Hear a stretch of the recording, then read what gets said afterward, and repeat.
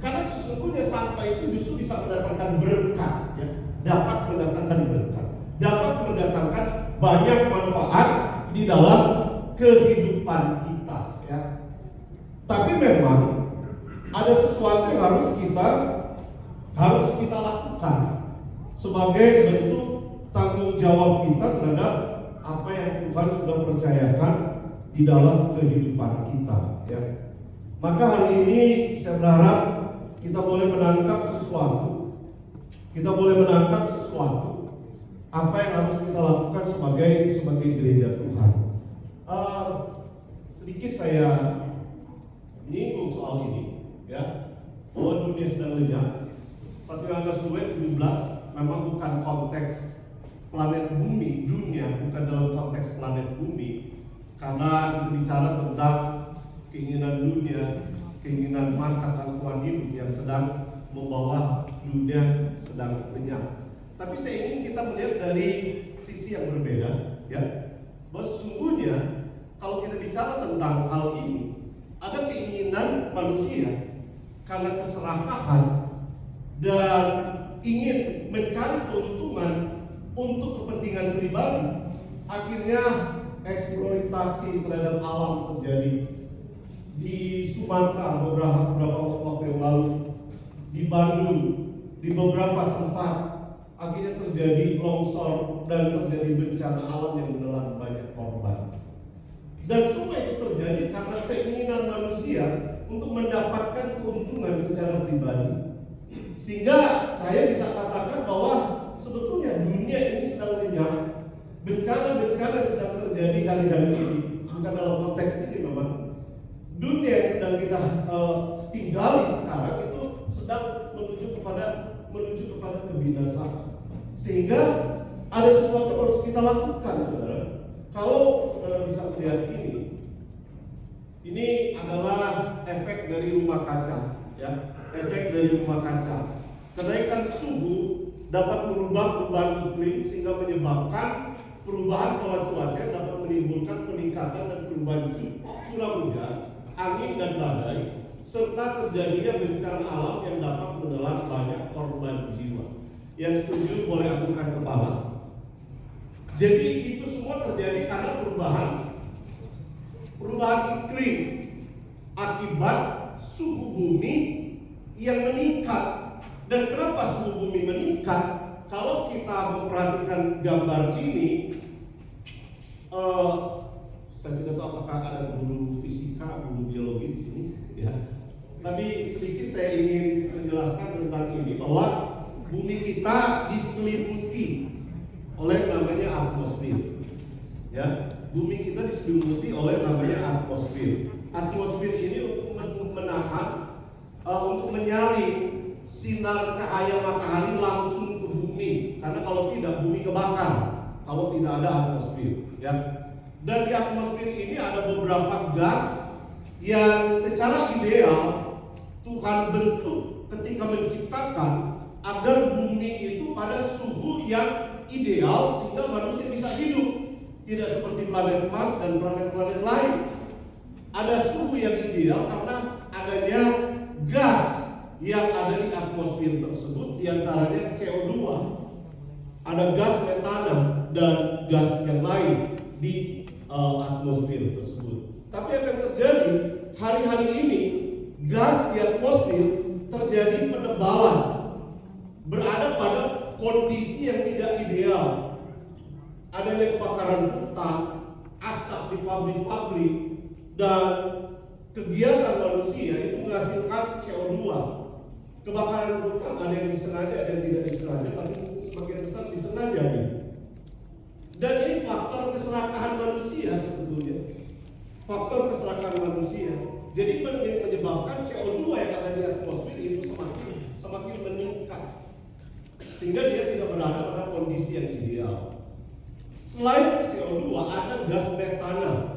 Gas metana ini adalah gas yang kalau saudara bisa membaca ini, jadi sampah menghasilkan gas rumah kaca. Ketika sampah dibuang sembarangan atau menumpuk di TPA tanpa pengolahan yang baik, sampah organik, yaitu sisa makanan dan lain-lain, itu membusuk tanpa oksigen, sehingga proses ini menghasilkan gas metana. Ya, gas metana. Metana adalah gas rumah kaca jauh lebih kuat daripada CO2 dalam menjebak panas, sehingga ketika dia berada di atmosfer itu akan menjebak panas yang seharusnya ketika cahaya sinar matahari sampai ke bumi, sebagian itu dipantulkan kembali, dibuang kembali ke angkasa, tapi karena gas metana ini akhirnya panasnya terjebak. Ya, panasnya terjebak. Akibatnya gas langsung lepas ke atmosfer dalam jumlah besar yang meningkatkan panas bumi. Ya. Masalah sampah bukan hanya masalah soal kebersihan, tapi juga soal apa saudara? Perubahan iklim dan masa depan bumi. Hal kecil seperti membuang sampah sembarangan, membakar sampah, tidak memilah sampah, ternyata punya dampak secara global. Yang setuju boleh angkat kepala. Ya, ini saya dibantu oleh AI ya. Kalau saudara bisa baca buka apa dampaknya pembuangan sampah ke bumi kita, ya.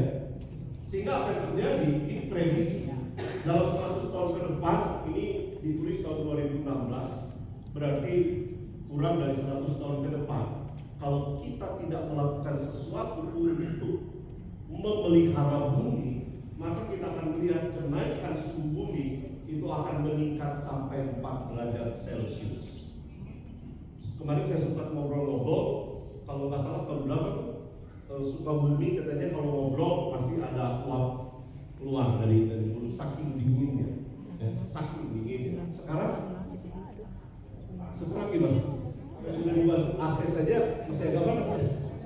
Ya, sama Bandung termasuk Lembang, ya, bahkan di beberapa tempat suhu itu bisa mencapai sampai 40 derajat bahkan bisa lebih. Di beberapa kota di dunia sampai para lansia itu banyak yang meninggal. Ya. Ada satu kota yang saya lihat itu di satu kota ada taman, ada air di situ, air mancur, dan orang berendam di situ saking panasnya. Jadi kalau kita tidak melakukan sesuatu, apa yang dikatakan dunia sedang lenyap. Kalau kita dalam bicara tentang konteks ini, kita akan melihat kejadian itu akan terjadi. Ya, mungkin AC sebanyak begini nanti dalam beberapa puluh tahun ke depan udah nggak akan cukup, karena suhu bumi yang semakin meningkat dan banyak dampak negatif ketika suhu bumi meningkat karena es di kutub itu akan mencair dan menyebabkan kenaikan permukaan airnya. Nah, jadi kalau kita bicara tentang tanggung jawab, sesungguhnya tanggung jawab ini sudah ada sejak manusia diciptakan dan ditempatkan Tuhan di Taman Eden. Di Kejadian 2 ayat ke-15, Tuhan memberi perintah kepada manusia. Tuhan mengambil mereka dan menempatkan dalam Taman Eden untuk mengusahakan dan memelihara taman. Katakan sama-sama, mengusahakan dan memelihara taman. Mengusahakan dan memelihara taman. Nah, Taman Eden itu merupakan representasi dari keseluruhan bumi pada saat itu dan pada bumi yang sekarang, tempat di mana manusia ditempatkan Allah untuk hidup dan berkarya. Jadi kalau kita bicara tentang tugas tanggung jawab memelihara dan mengusahakan bumi, saya berani katakan bahwa tugas itu belum selesai, sekalipun memang Taman Eden tidak ada kita lihat lagi, ya. Tugas itu tetap menjadi tanggung jawab kita, bagaimana kita menjaga dan memelihara bumi kita. Setuju Bapak Ibu? Setuju? Saudara-saudara kita yang muslim sangat menyadari itu, sehingga mereka punya ayatnya. Kebersihan sebagian dari nah, bagaimana dengan kita nih? Ada perintah untuk mengusahakan dan memelihara bumi. Malah gereja Tuhan, bukan di Sukabumi yang pasti, di kota-kota yang lain, malah gereja Tuhan buang sampah sembarangan. Katakan sama-sama, aku tidak. Karena sama-sama saya mau sama pikir, nggak usah dulu. Jadi ini yang terjadi hari-hari ini bahwa tanggung jawab gereja, karena banyak orang berpikir itu bukan tanggung jawab mereka, itu tanggung jawabnya. Saya sudah bayar dia untuk menjadi petugas kebersihan, itu tanggung jawab mereka. Saya penting bayar gitu. Dan kita merasa bahwa kita sudah bertanggung jawab terhadap hal ini. Saya kira tidak. Ada sesuatu yang harus kita lakukan sehubungan dengan hal itu. Di mana di Yeremia pasal 29 ayat yang ke-7. Kita tahu ini kan hampir semua pendeta kayaknya. Kita tahu kan ini konteksnya ketika bangsa Israel ada di mana? Ada di Babel. Babel itu negeri asing buat mereka. Mereka dibuang ke Babel.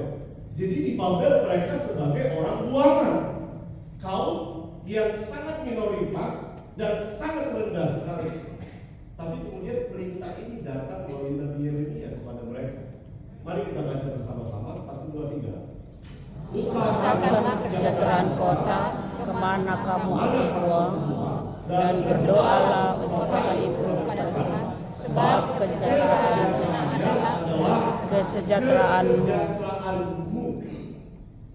Saudara mau sejahtera di kota Sukabumi? Mau saudara? Apa yang harus kita lakukan? Ya, Usaha sejahtera kota, berdasarkan ayat ini ya. Kalau kita ingin sejahtera, maka mau tidak mau kita harus sejahterakan kota. Ketika kota sejahtera, firman Tuhan ini bilang apa? Maka kita akan sejahtera. Ya.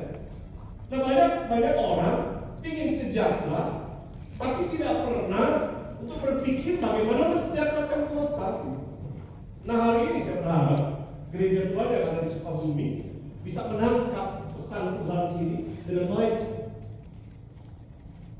Karena ketika kita bicara mensejahterakan kota, ternyata berdoa saja tidak cukup. Katakan sama-sama, doa tidak cukup. doa tidak cukup, Kenapa tidak cukup? harus ada usaha. Harus ada tindakan nyata. Kalau kita berdoa kepada Tuhan, berkati pekerjaan kita, tapi kita sendiri tidak ada kerjaan, kira-kira gimana? Tuhan bingung dalam tanda kutip, apa yang saya harus berkati? Kalau kita berdoa untuk kesejahteraan, tetapi tidak ada sesuatu yang sedang kita lakukan untuk kesejahteraan tersebut, kira-kira gimana? Kira-kira gimana? Harusnya gereja yang sedang berdoa malu kepada Tuhan. Tuhan mungkin bisa bertanya, apa yang saya harus berkati? Sementara tidak ada sesuatu yang kita lakukan. Ini mungkin sudah sering kita dengar, sehingga gereja Tuhan menangkap pesan ini, melakukan doa puasa sebulan penuh untuk kesejahteraan kota. Tapi sekali lagi, saya ingin tegaskan, mewakili apa yang dikatakan di sini. Kita boleh berdoa nungging kepada Tuhan, minta kesejahteraan. Tapi kalau tidak ada usaha nyata yang kita lakukan untuk kesejahteraan, saya kira Tuhan akan bicara dari surga. Saya tidak perlu mendengarkan doa, karena saya sendiri tidak tahu apa yang saya harus berkati di dalam doa. Setuju Bapak Ibu? Setuju? Setuju. Tapi kalau protes, jangan protes saya, protes Yeremia gitu ya. Nah, ini yang terabaikan dalam gereja Tuhan hari-hari ini. Banyak berdoa untuk kesejahteraan, tapi sayangnya mengabaikan semua usaha, mengabaikan semua tindakan nyata untuk mensejahterakan kota. Nah, pertanyaan selanjutnya, mungkin saudara akan berkata, waduh, saya kan rakyat biasa di kota bumi, masa saya harus jadi camat gitu untuk mensejahterakan kota? Saya kan bukan bupati. Apa yang saya harus bisa lakukan? Apa yang saya bisa lakukan untuk mensejahterakan? Banyak orang yang berpikir, wah, saya ini orang kecil, ya udahlah, doa aja lah. Saya doa 3 bulan, doa puasa full gitu ya, 3 bulan, sebagai bentuk kepedulian saya, sebagai bentuk kerinduan saya untuk kesejahteraan kota terjadi di kota saya. Sekali lagi, doa dan puasa itu tidak salah. Kita harus berdoa untuk kesejahteraan, tapi kita harus melakukan tindakannya. Akan sama-sama tindakannya. Tindakan Menjadi kesejahteraan di kota kita. Apa yang harus kita lakukan, saudara, untuk mensejahterakan? tindakan Sudah dapat contekan itu. Jangan buang sampah Buang sembarangan. sembarangan. sama seperti pesan Bapak kepada kedua anaknya. Ya. Jangan buang sampah sembarangan. Coba tengok di samping Bapak Ibu Saudara. Nggak usah nunggu, coba tengok. Karena kelihatan wajah yang suka buang sampah sembarangan sama dengan. Mana lihatnya? Dari sini saya bisa tahu mana yang suka buang sampah sembarangan sama tidak. Bukan aja. Saya nggak bisa tahu itu karena itu dari kita sendiri. Dari hati. Jadi saya tanya, masih ada yang suka buang sampah sembarangan? Ya, saya beberapa kali datang ke Sukabumi, ya. Tapi memang saya belum pernah melihat ada mobil tiba-tiba buka kaca kemudian belum ada ya? Jangan. Kayaknya nggak ada ya. Baik-baik. Halo? Nggak ada ya? Maksudnya nggak ada yang ngaku maksudnya?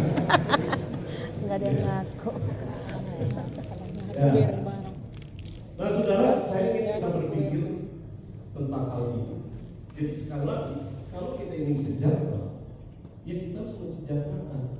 Nah kira-kira lingkungan yang seperti ini, kira-kira disebut sejahtera kan? Kita bisa tinggal dengan sejahtera. Kalau sampah itu berserakan di mana-mana. Kalau saudara perhatikan ini yang di tengah ini, oh nggak kelihatan. Itu bukan jalan raya. Yang di tengah itu bukan jalan raya, tapi Sungai. sungai. Sunan sampah. Tapi saya mau kasih tahu becak bisa lewat di sini. Kenapa? Tapi banyaknya Saking sampah. betul. Saking betul. Ini kalau di zoom motor ini jangan-jangan berapa? B, kayaknya Oh sorry. D. Sukabumi gede. Enggak. Plat D. Oh, apa ya? D itu Bandung. Iya. Kalau ini D. untung B. D. Oke. D bersih dan Karena saya takutnya Plat D. ojek dulu. Ojek dulu. di Jakarta ada sering plat B. Tadi kayaknya kalau di Zoom memang B ya. Ya. B. Oh iya B. Nggak ada yang seperti ini kan Sukabumi? Ada aja. Nggak tahu. Nggak ada yang bagus ya. Oh apa ya? Sama-sama kita bertanya. Nah, makanya apa yang terjadi dengan kota kita ini yang saya dapat data tentang kota Sukabumi, ya, data tentang kota Sukabumi, kondisi TPA Cikundul, betul ya? Yang overload menuntut solusi baru seperti pencarian lahan TPA. Saya berani katakan, kalaupun ada lahan TPA baru, itu tidak akan menjadi solusi karena akan berulang. Karena akan berulang. Selama kita tidak berubah dalam perubahan perlakuan terhadap sampah, sampai kapanpun masalah ini tidak akan pernah selesai. Setuju? Setuju. Tapi kalau mereka mencari TPA baru, oke.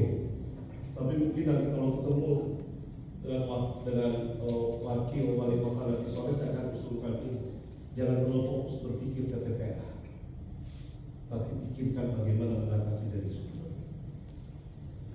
Karena kalau sumber sudah teratasi, TPA tidak ada sekalipun beres masalah. Setuju? Setuju.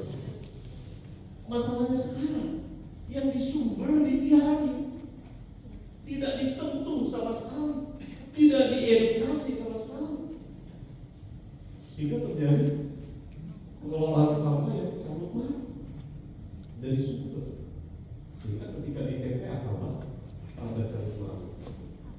Ada volume sampah yang sudah mencapai 180 ton per hari di Kota Sukabumi. Data lain bahkan menyebut sekarang 200 ton per hari. 200 ton per hari.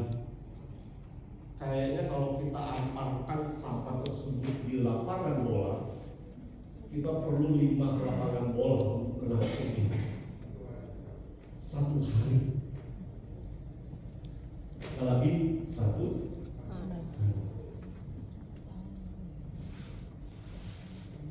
Kita tidak mau melakukan sesuatu, kita akan di Kota Sukabumi akan berada di bawah sana.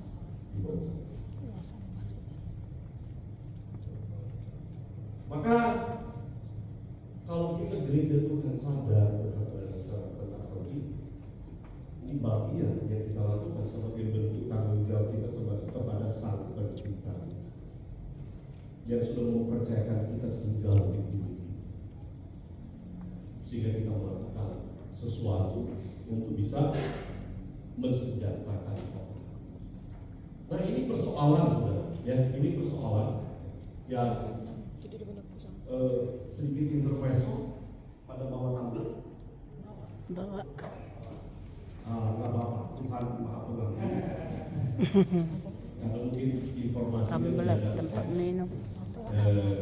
biasakan dalam pertemuan di gereja kan selalu setiap hari pengumuman budayakan bawa tumbler untuk mengendalikan sampah plastik.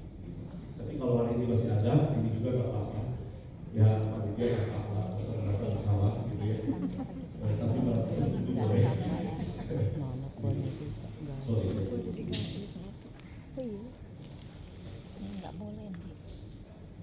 Nah, saudara, kalau kita berpikir tentang sampah, apa sih yang saudara pikirkan? Mulai dari sini. Apa yang kita pikirkan ketika berpikir tentang sampah? Ya, sampah kotor. Oh, bau, udah dari jawaban. Di sini, apa yang Bapak Ibu pikirkan ketika berpikir tentang sampah? Nggak nyaman. Menimbulkan penyakit. Harus dimusnahkan. Wah. Apa yang Bapak Ibu pikirkan ketika berpikir tentang sampah? Merusak pemandangan. Ya, banyak lalat, ya gitu ya. Apa yang Bapak Ibu pikirkan ketika berpikir tentang sampah? Bau. Bau, lalat. polusi, Banyak lalat. lalat kembali muncul ya. Gitu. Nah, umumnya ketika saya bertanya tentang sampah, pada umumnya pasti akan menjawab seperti ini. Tapi saya berani katakan hari ini, dan ini 1000% benar.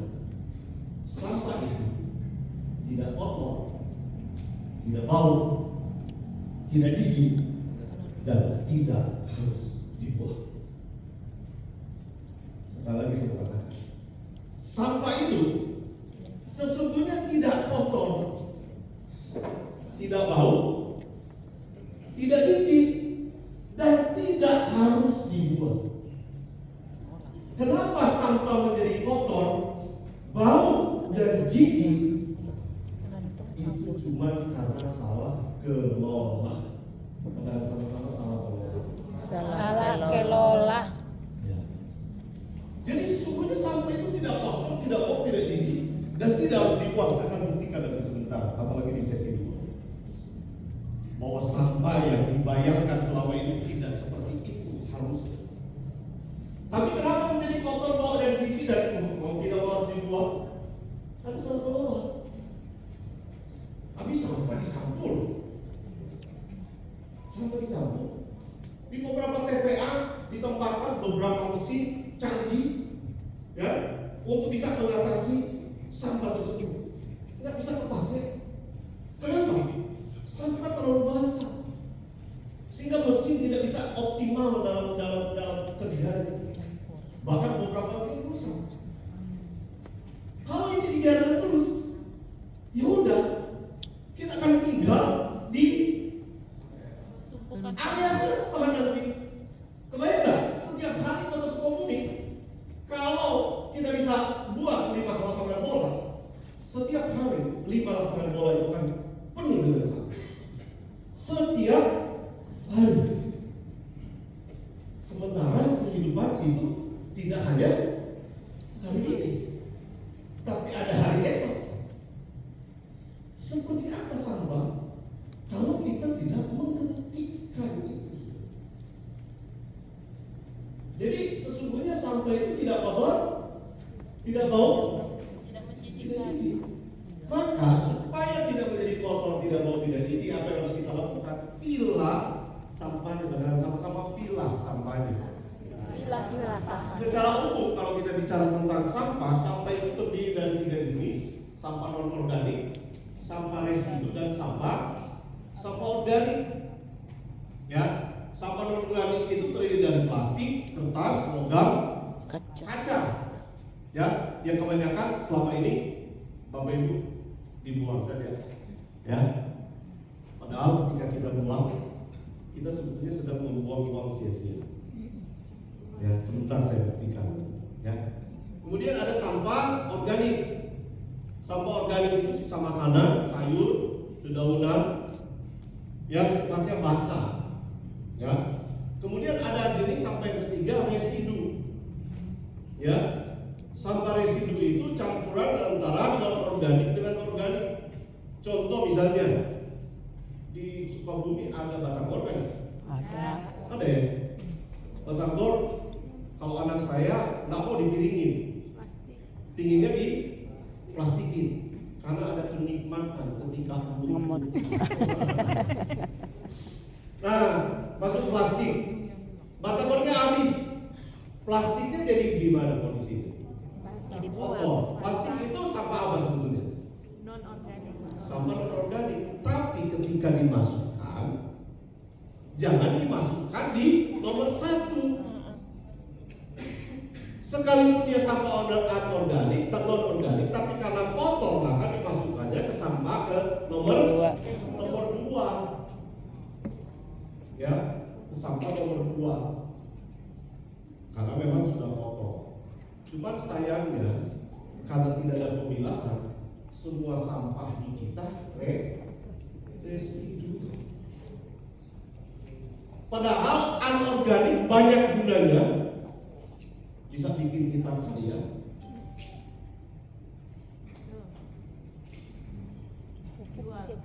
Banyak gunanya, bisa bikin kita kaya.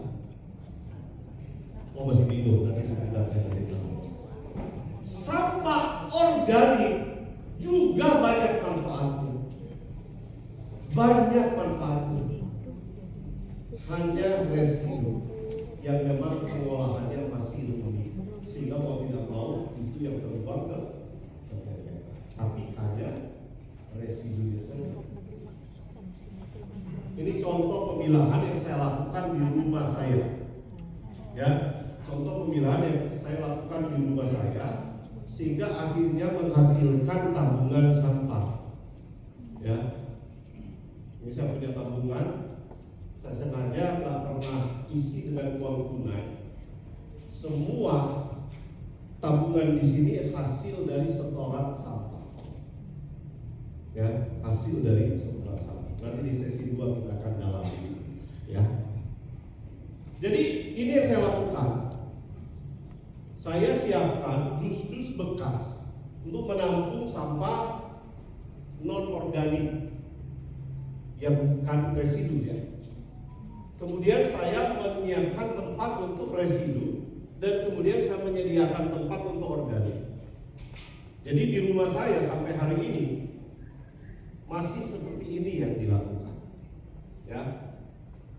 Jadi sebelum sampah dimasukkan, saya sudah menyiapkan tempat untuk setiap jenis sampah tersebut. Ya. Kalau itu kertas, saya masukkan ke bukan ke tempat untuk organik atau residu, tetapi ke anorganik. tempat yang ada kardus, yang ada kertas. Kalau itu sisa makanan, harusnya dimasukkan kemana? Ke organik. Kalau kita punya kresek, dikemanakan kreseknya? Ke anorganik. Itu ada yang warna hitam, itu kresek gitu. Kalau kita beli batagor tadi, plastik yang kotor maksudnya kemana? Residu. Ke residu.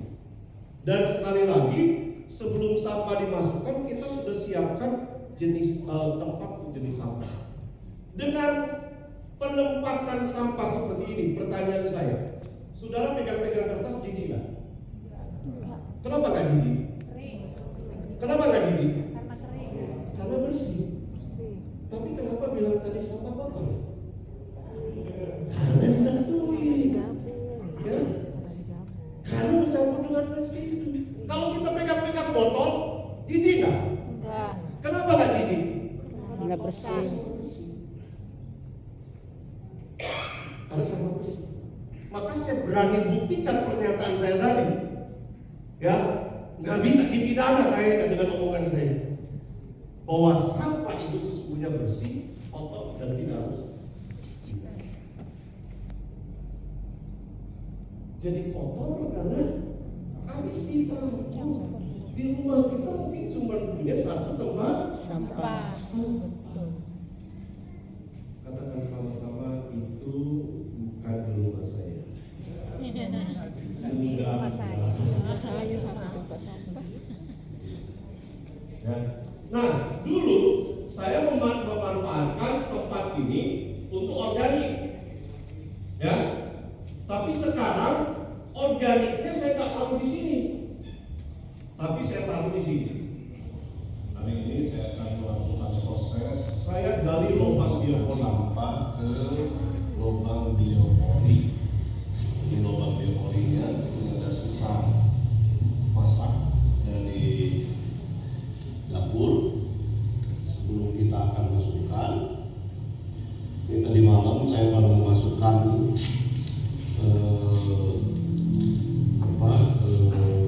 kulit buah.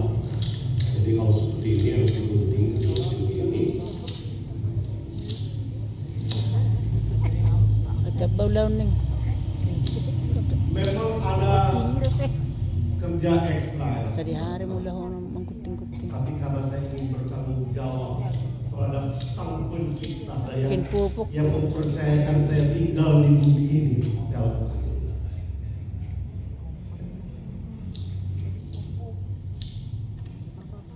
Supaya lebih cepat pembusukannya. Jadi penguraiannya lebih cepat kalau dipotong lebih kecil, digunting jadi lebih mudah.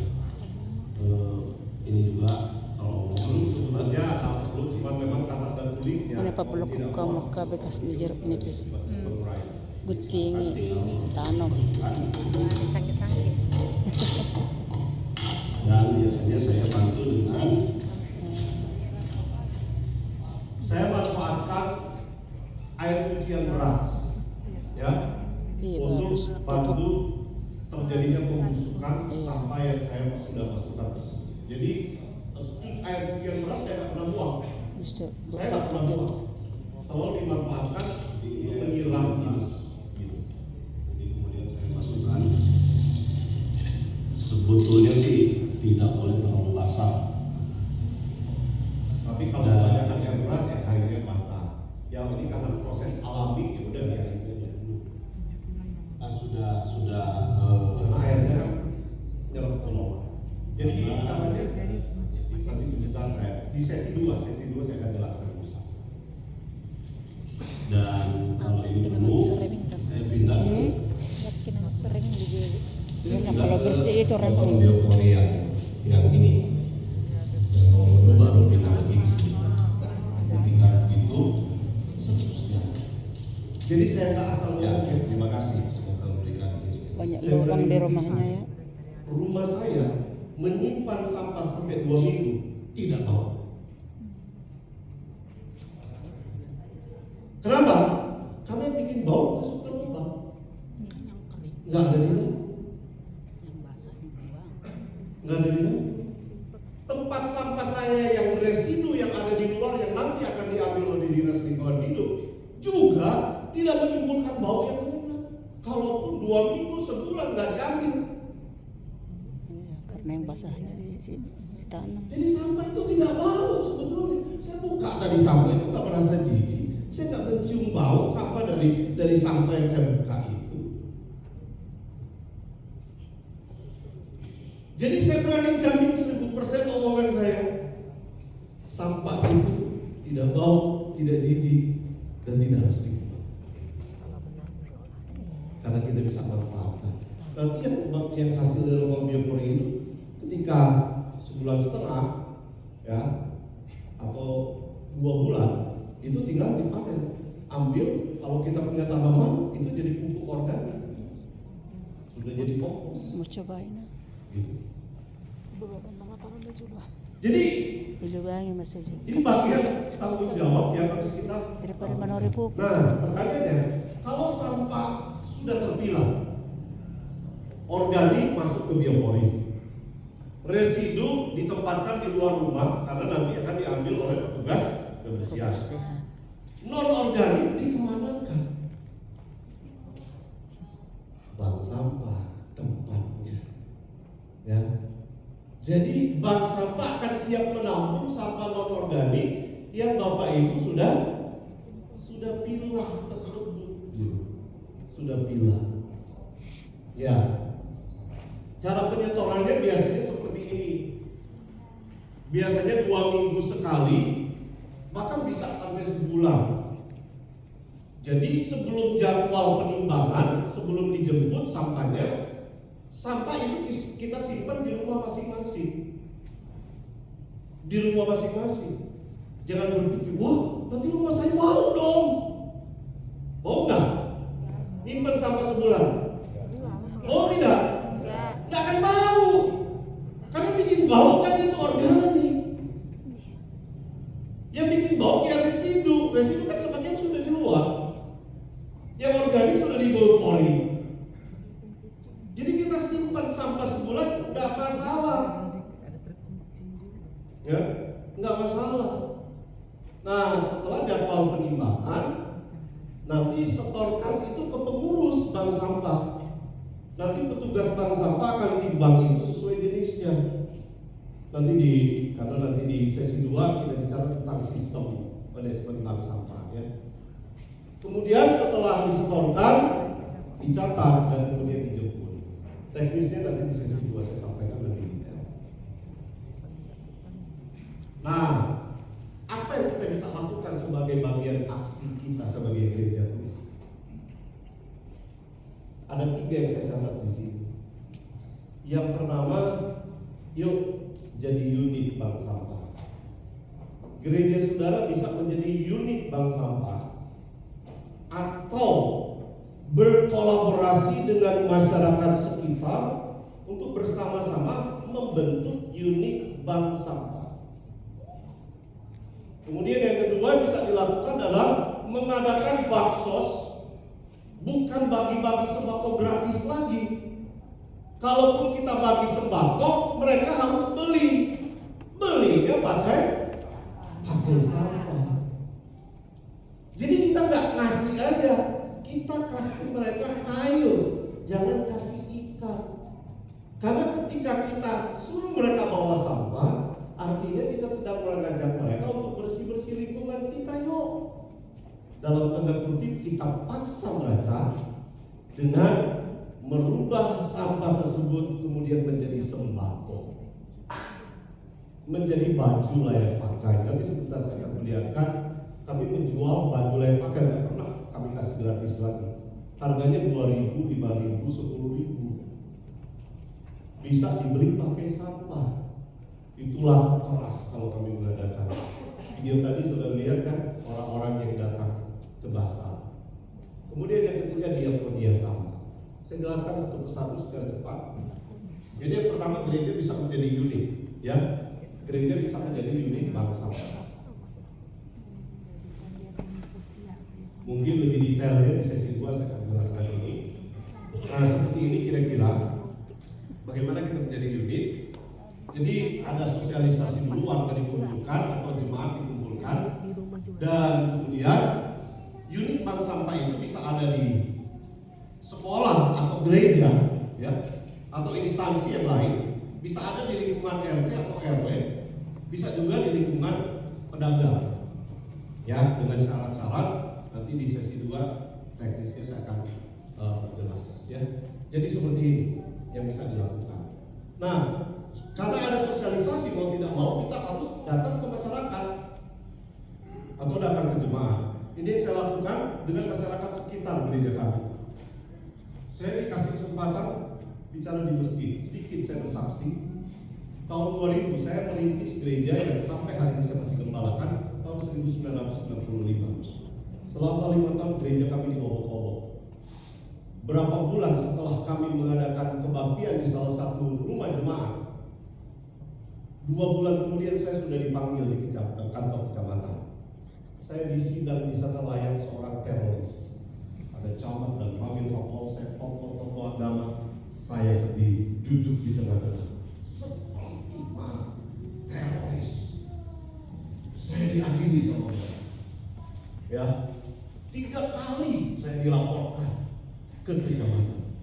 Tapi kemudian Tuhan buka jalan sampai ini kemudian terjadi. Saya diundang di masjid untuk sosialisasi baca.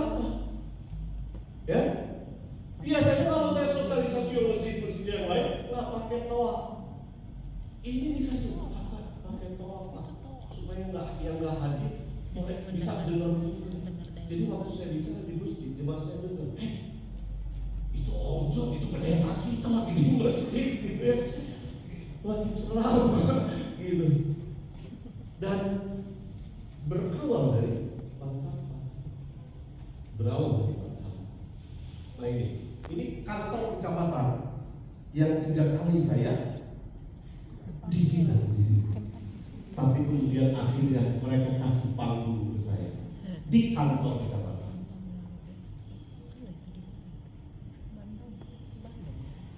Menyiapkan dan mengajak akan mendorong masyarakat di hadapan camat dan semua warga kecamatan Bojong Soang di mana gereja kami.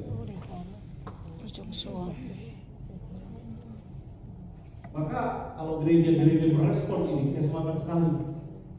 Karena ini kesempatan kita untuk bersentuhan langsung dengan masyarakat sekitar.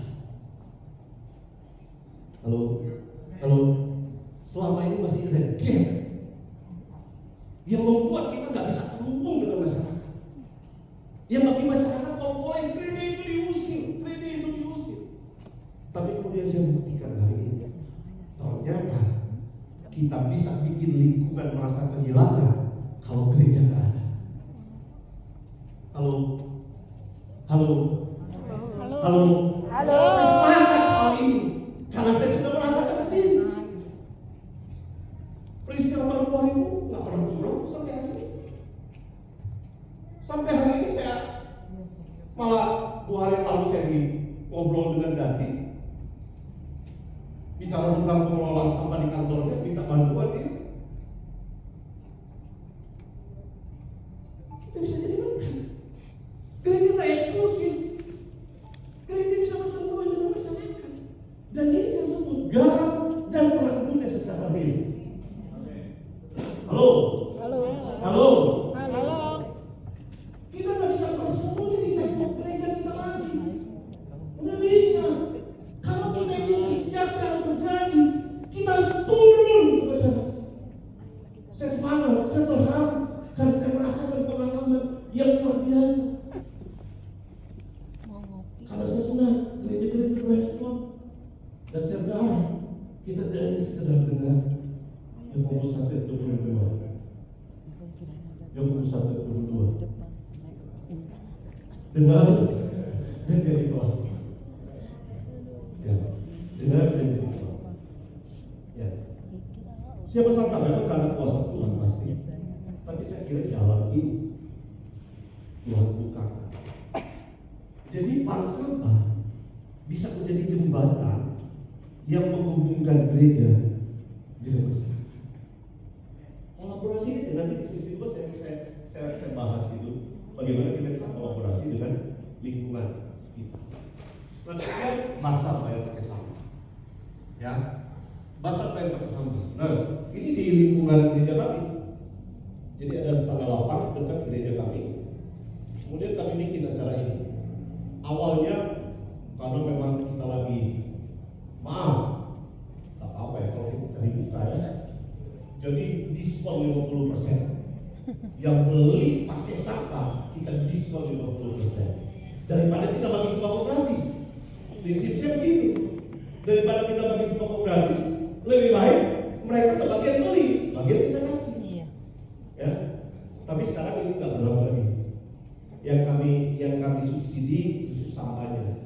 Jadi sampahnya kami kalikan 2. Kalau dia cuma dapat 10.000, kami kalikan 50%, jadi 15.000 dia. Nah seperti ini antusias warga kalau mereka ikut. Kemudian di tingkat kota, ini di tingkat kota.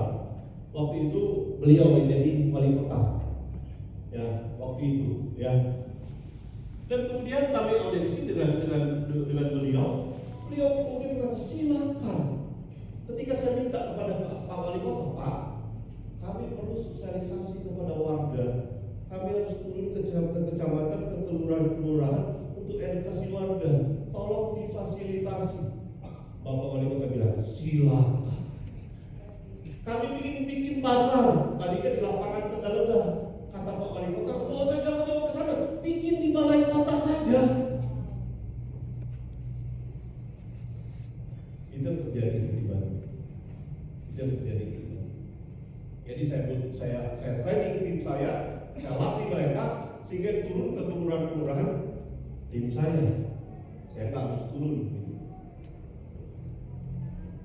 Nah, ini. Di Kota Bandung, Jawa Barat, komunitas Krip Bandung menggelar bazar pakaian dan minyak goreng murah. Uniknya, untuk bisa mendapatkan pakaian maupun minyak goreng murah, warga membayarnya dengan menggunakan sampah karut karut. Sampah tersebut diganti dengan saja yang dapat dibelanjakan pakaian dan minyak goreng. Seperti apa suasananya? Berikut liputannya untuk Anda.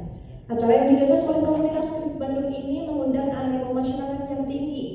Untuk mendapatkan pakaian maupun minyak goreng, warga cukup membawa satu kantong plastik berisi sampah anorganik yang nantinya diganti dengan voucher. Voucher tersebut kemudian bisa dibelanjakan aneka pakaian dan minyak goreng. Dalam bazar tukar sampah dengan pakaian ini harganya mulai dari Rp2.000 hingga Rp20.000 tiap potong pakaiannya. Bazar murah di Bandung ini bertujuan untuk membudayakan masyarakat agar bisa memanfaatkan sampah menjadi uang. Ide awalnya berangkat dari kepedulian kami terhadap Kota Bandung. Awalnya kebersihan menjadi ketua di Bandung. Tapi kemudian tahun kedua mungkin ada yang tahu ada orang PWKI di sini. Ya, pembina Bapak Ibu yang pembina ibu-ibu yang dari ketua, ibu Kikit, ya, yang kemudian menjadi ketua. Jadi kami berharap ya kami kepada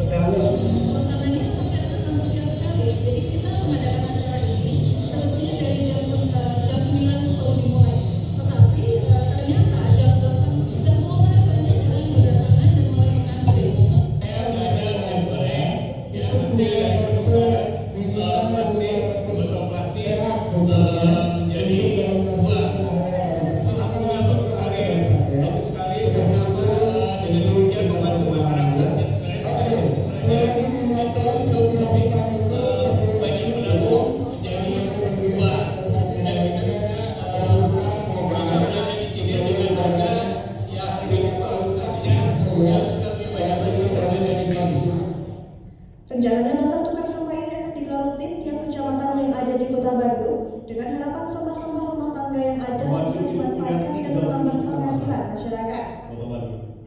Ya. Nah ini. Ya, Di tahun 2025 terakhir terakhir informasi di Balai Kota, acara pasar bayar pakai sampah, acara dimulai sudah mengantri.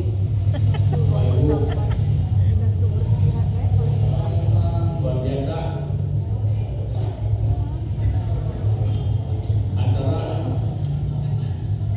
Bandung mah bersih. Acara belum dimulai sudah mengantri. Terus kena makel sana bedang buat sekarang. Sekarang mesti disebut itu sana sana.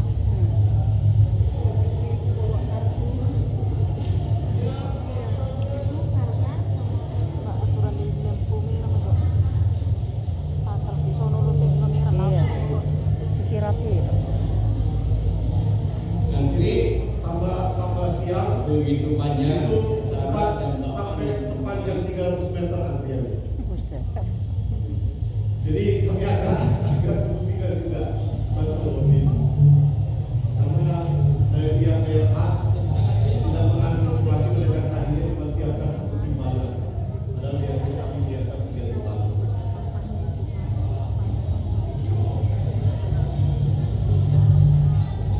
Selamat pagi. Contoh-contoh sampah kami demi dari masyarakat kesaktian sendiri.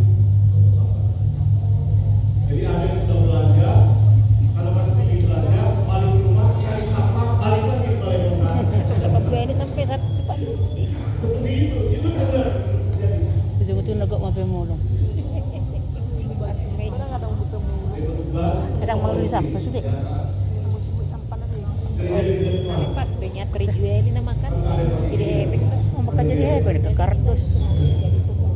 Ke aqua. Iya. Bisa berkata, tidak pernah kami dibawa. Ngabak lah biar tapi beda tuh. Entah pakai jalur sampah. Lobak sah. Entah bisa diberangkatkan sampai itu nggak ada agamanya. Ya, nggak ada agama. Kerja sama lah kita ya. Dia kuni sampah lah kita ya.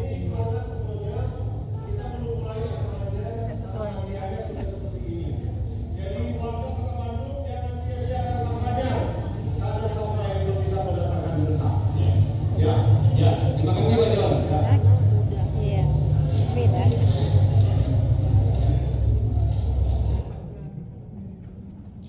Ya, jadi seperti itu kita turun. Oh boleh tepuk tangan.